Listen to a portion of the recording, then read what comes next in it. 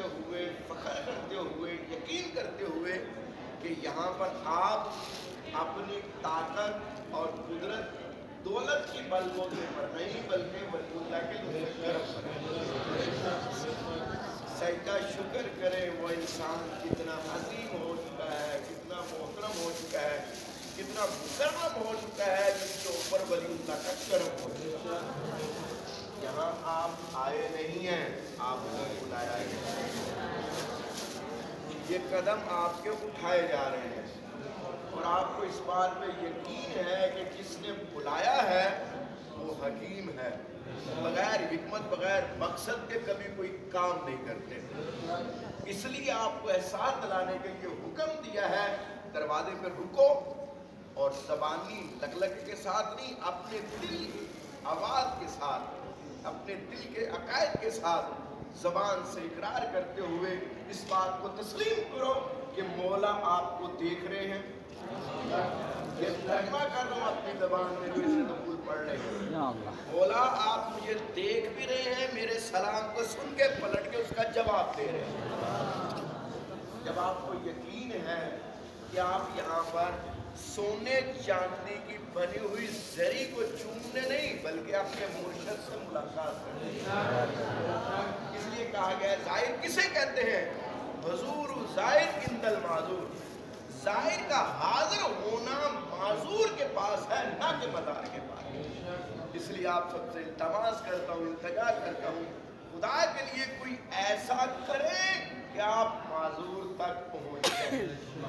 अभी आप सिर्फ मज़ार तक पहुँचे, सिर्फ दरी तक पहुँचे। खुदा के लिए जो हुर था वो नहीं, जो हुर है वो बन के यहाँ। ये तारीस मकसद के लिए आपको बुलाने का हदफ ये है, आप आए नहीं, बुलाया गया है।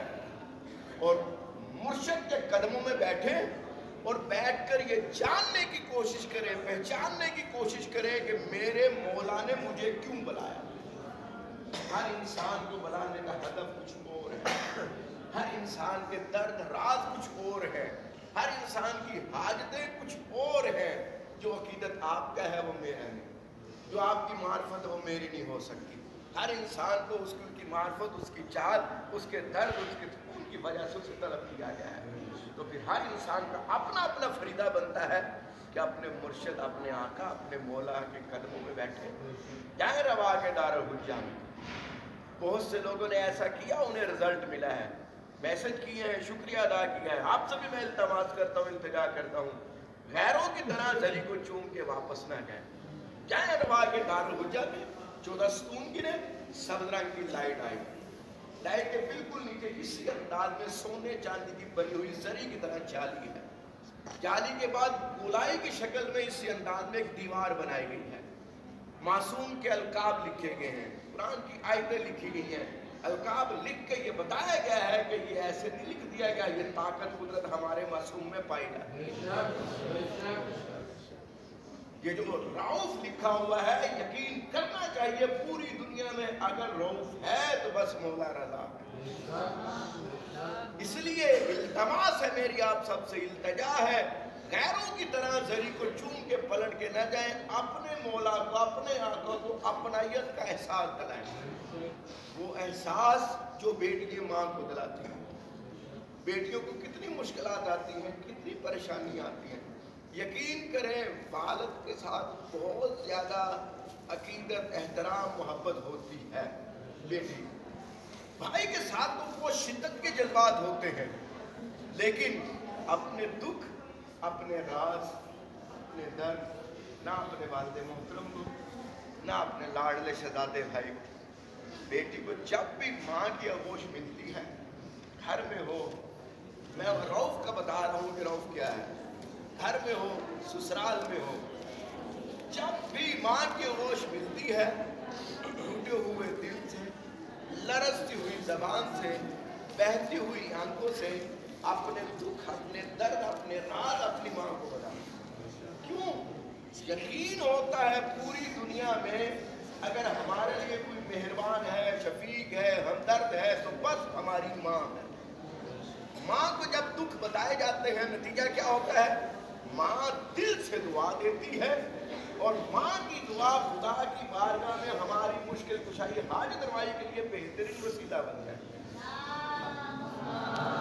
صلی علی محمد۔ یقین کریں اپنے ماں باپ کو کبھی معمولی نہ سمجھیں۔ آپ جن کے دلوں میں ولی اللہ کی محبت ہے، آپ کے ماں باپ معمولی نہیں۔ آپ کے ماں باپ بعد میں ہیں، پہلے آپ کی ماں اس در کی خلیلہ ہے، باپ اس در کا غلام ہے، اور یہ ہمیشہ اپنے غلاموں کو نوازتے ہیں، غلاموں کو تجلی ملی ہے۔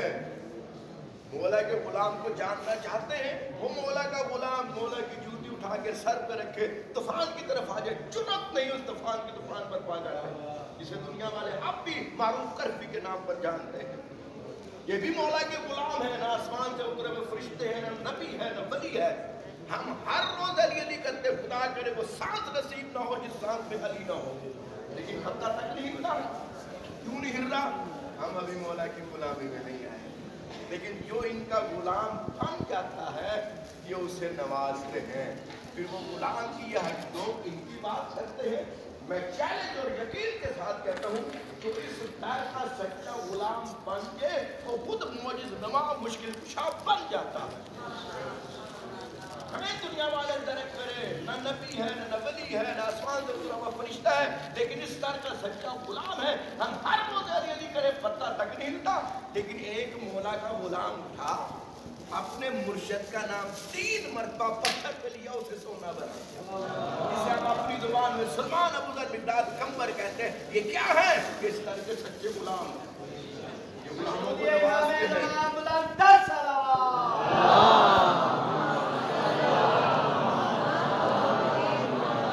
یقین کریں اصل زندگی سے فرشتے طلب ہیں، آپ کے پاس بیٹھ کے آپ کی مغفرت کے لیے استغفار پڑھ رہے ہیں، وہ مجھے بات ہے۔ ہم وہی ہیں جسے کوئی پوچھنے والا نہیں ہے کہ کب کا میں ذمہ دار ہوں، لیکن جب سے آپ نے نیت کی، جب سے آپ مولا کے قدموں میں پہنچنے کے لیے نکلے ہیں، یقین کریں ایک قدم کے عوض ایک عمرے کا ثواب آپ کو مل رہا ہے۔ محسوس کریں، معمولی بات نہیں ہے۔ آپ ایک مرتبہ یہاں پر آئے ہیں، 1000 مقبول حج کے ثواب کی ضمانت آپ کے دامن میں، 1000۔ کہا گیا زائر جب زیارت پر آ رہا ہے معرفت کے ساتھ آئے، پتہ ہونا چاہیے میں کس کے حضور حاضر ہو چکا ہوں۔ خدا عادل ہے یا نہیں ہے؟ اس پر وقت نہیں رہا ورنہ پوری ڈیٹیل بتاتا۔ آپ کا کام ہے اس بات کو جانے پہچانے، وجہ کیا ہے، راز کیا ہے۔ حاجی صاحب بیچارہ حج کرنے کے لیے کیا ہے، پوری زندگی اس نے 50 حج کر لی ہے۔ آئے میں چیلنج کے ساتھ کہتا ہوں، کوئی بھی آیا کہ ثابت کرے کہ میں نے 50 حج کیے ہیں، مجھے نبی اللہ کی طرف سے، ولی اللہ کی طرف سے یہ صحیح سے صحیح روایت حدیث ملتی ہے۔ حاجی صاحب جو مبارک ہو، آپ کے 50 میں سے یہ 5 حج قبول ہو چکے ہیں۔ کوئی کہہ سکتا ہے کسی کے پاس ضمانت گارنٹی؟ کیوں نہیں ہے اس کے پاس؟ وجہ کیا ہے؟ آپ یہاں پر پہنچ گئے ہیں، آپ کو نعت قرآن کی زبان مبارک کے ذریعے ایک نہیں بلکہ 1000 کو بھی مقبول حج کے ثواب کی ضمانت۔ کبھی سوچا ہے کیوں ایسا ہے؟ خدا عادل ہے، اس حقیقت کو درک کرے، وجہ کیا ہے، راز کیا ہے۔ آپ آئے ہیں یہاں پر، یہاں سے جانے کے بعد آپ کو ضمانت مل رہی ہے، اور میں چیلنج اور یقین کے ساتھ کہتا ہوں کائنات میں فقط یہ ہیں جن کے پاس یہ اختیار ہے انسان کو دنیا میں ہی جنت کی ضمانت ہے۔ کن کھا دے یا اللہ جہاں تو نے اتنا کرم کر دیا، اتنا لطف کر دیا، اتنے لاکھوں کروڑوں انسانوں میں سے منتخب کیا، چنا، طلب کیا، فرشتوں کو بلایا، فرشتوں نے استغفار پڑھی، قدم اٹھائے، ایک قدم کے عوض ایک عمرے کا ثواب، ایک مرتبہ 1000 مقبول حج کے ثواب کی ضمانت۔ گناہ سے لبریز ہو کے آئے ہیں، گناہ سے پکیلا واپس جا رہے ہیں۔ یا اللہ جہاں اتنا کرم کر دیا ہے، ایک اور کرم کر، ایک اور لطف کر دے۔ یا اللہ یہاں سے جانے کے بعد ہمیں اتنی طاقت دے، اتنی ہمت دے، ہمیں اتنا شجاع بنا دے کہ ہم اس در کے وفادار بن کے رہیں۔ یا اللہ ولی اللہ نے جو ہمیں شیطان کی غلامی سے نجات دلوا دی ہے، یہاں سے جانے کے بعد یا اللہ ہم شجاعانہ اس انداز میں زندگی گزارے کہ مولا نے جو ہمیں غلام مصطفیٰ بنا دیا ہے، یا اللہ ہم دوبارہ شیطان کی غلامی میں نہ جا سکے، ہم اس کی حفاظت کر سکے، اسے قائم رکھ سکے اس وقت تک جب تک ہمارے قائم آل محمد تشریف نہیں لاتے۔ یہ انسان وہی کر سکے گا جسے یہاں سے جانے کے بعد امام کی ویلیو کا اندازہ ہوگا، جس کے دل میں یہ آ جائے گی بات کہ کائنات میں سب سے زیادہ عظیم، محترم، مکرم، مقدس، مرشد، مولا، آقا میرے ہیں تو بس مولا رضا ہے جنہوں نے مجھے نواز دیا ہے۔ یہاں سے جانے کے بعد پتہ چلے گا ہمارا کہ یہ ہمارا زبانی لکلکا تھا یا واقعی ہم اپنا سب کچھ انہیں مانتے ہیں۔ یہاں سے جانے کے بعد پتہ چلے گا کتنی میرے دماغ میں امام کی ویلیو ہوگی، عزت ہوگی، عظمت ہوگا، وقار ہوگا، محبت ہوگا، عشق ہوگا، مودت ہوگی۔ یہاں سے جانے کے بعد ہم اپنی جان تو دے دیں گے لیکن یہ جو نئی زندگی مولا نے دی ہے اس پہ دوبارہ آنچ نہیں آنے دیں گے۔ جتنی زیادہ ہمارے دلوں میں مولا کی محبت ہوگی اتنی زیادہ ہم اس کی حفاظت کر سکیں گے۔ یا اللہ ہمیں اس کی حفاظت کرنے کی توفیق عطا فرما۔ یا اللہ یہ جو محترم مکرم ہے یہاں پر ان کے مقدس وجود کی وجہ سے ان کے خاندان میں خیر و برکتیں نازل فرما۔ ان کے خاندان میں اگر کوئی بیمار ہے تو اسے شفائے کام ہے، اس کے رزق میں وسعت، پریشان حال ہے اس کی پریشانی دور، بے اولاد ہے اسے صاحب اولاد کر دے، بے گھر ہے اسے اپنا ذاتی گھر بنائے۔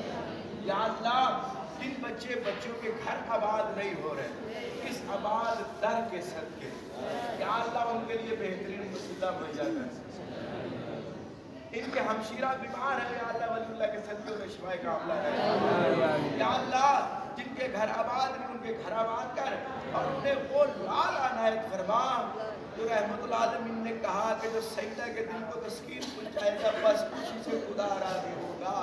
یا اللہ وہ دنیا میں انہیں وہ لال عنایت فرما کہ جو اس ماں کے دل کو تسکین پہنچائے جو ماں کربلا کی تپتی ہوئی ہے اپنے لال کو 3 دن کا پیاسا زیبا ہوتا دیکھتی رہی، کوئی تو ہو آئے میرے لال کو کفن پہنا دے، کوئی تو ہو آئے میرے لال کو دفنا دے، کوئی تو ہو آئے میرے لال کے لیے تو آنسو بڑھا دے۔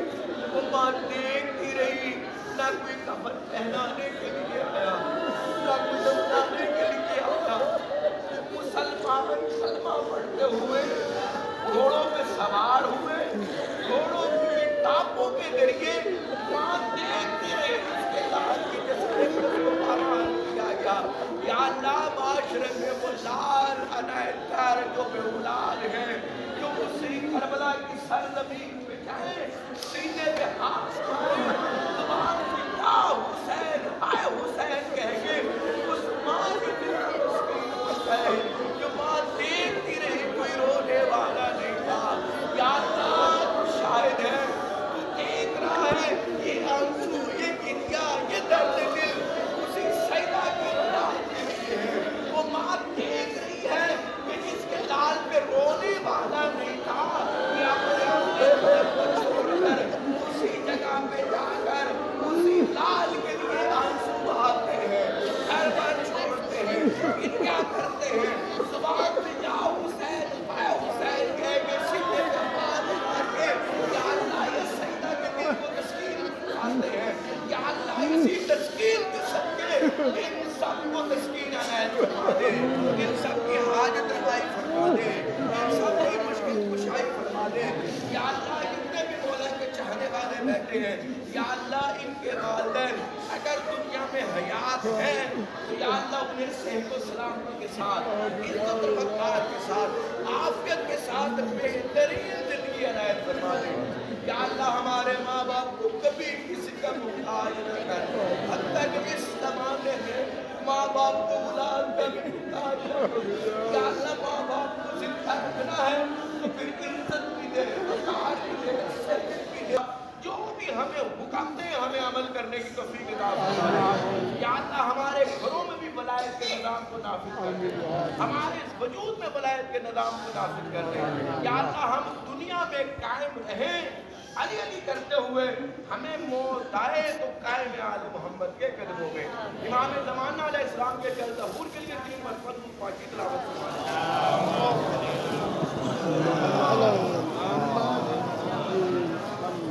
یہ جن کو پھول کی ہیں 2 پھول کی پتیاں پانی کی بوتل میں ڈالیں، فجر کی نماز کے بعد 2 رکعت نماز حاجت پڑھیں اور 3 مرتبہ نماز حاجت پڑھنے کے بعد آپ نے 14 مرتبہ درود پاک کی تلاوت کرنی ہے اور 3 سورتیں سورہ یاسین، الرحمن، آیت الکرسی پڑھیں۔ اگر کوئی بیمار ہے تو پھر 7 مرتبہ سورۃ فاتحہ پڑھیں۔ پڑھنے کے بعد آپ نے اہل بیت کے دشمنوں کا ذہن میں تصور لا کے ان کے اوپر لعنت بھیجنی ہے، پھر 14 مرتبہ درود پاک کی تلاوت کریں۔ پھر اس کے بعد امام رضا علیہ السلام کے 47 سال کے صبر کا واسطہ دینا ہے۔ یہ اہم پوائنٹ ہے، اہم بات ہے، صبر کا واسطہ دے کے دعا مانگنی ہے۔ کس کی بارگاہ میں؟ کس نے کہا تو میرے عشق میں صبر کرے گا میں اسے پھل دوں گا۔ نبی اللہ نے صبر کیا، اپنی زوجہ کو بی ہاجرہ کو ایسی جگہ پہ چھوڑا جہاں نہ پانی کا قطرہ تھا نہ پرندوں کی آمد و رفت تھی۔ انہوں نے خدا کے عشق میں صبر کیا، خدا نے حل کیا، حل کیا ملا؟ ان کی ایڑی کی ٹھوکر میں چشمہ نکلا جس کا نام آب زمزم بنا۔ آب زمزم کیا ہے؟ نبی اللہ کے صبر کا پھل ہے۔ تو پھر ولی اللہ نے 47 سال اپنے پھول کے لیے صبر کیا۔ 47 سال تک امام کے پاس کوئی بیٹا نہیں تھا۔ ہماری شادی ہو جائے 20 سال تک بیٹا نہ ہو، بعض لوگوں کے گھر ہو جائے